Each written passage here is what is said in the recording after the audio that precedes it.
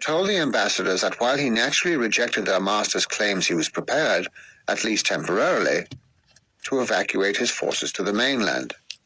For Peter, who had deliberately delayed his advance, this was exactly what he wanted to hear. He too was anxious to avoid bloodshed.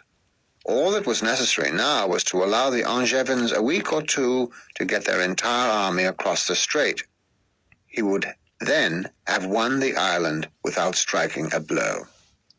He was, of course, fully aware that he could not count on the continued loyalty of the Sicilian barons, and he had been warned in particular about one of them, a certain Alemo of Lentini, captain of Messina, who had already betrayed both King Manfred and King Charles. Alemo's wife, Machalda, was, it appeared, even worse than her husband. When Peter arrived, dog-tired, at the little village of Santa Lucia near Milazzo, where he had arranged to spend the night, he was horrified to find her waiting for him.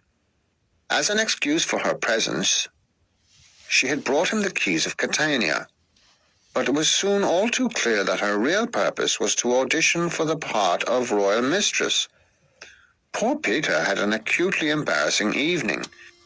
He escaped only with a long disquisition on his love for and loyalty to Queen Constance, which was not, we are told, an argument that Machalda found attractive. Henceforth she made no secret of her jealousy of the Queen, and did all she could to influence her husband against the royal couple. Whether or not Alemo knew of his wife's actions, he was for the moment cooperative enough, welcoming Peter to Messina and encouraging him to do the Angevins as much harm as he could.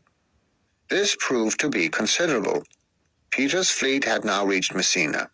The Angevins were only just across the strait in Reggio, and thanks to the precipitation with which they had been obliged to sail, still sadly disorganized.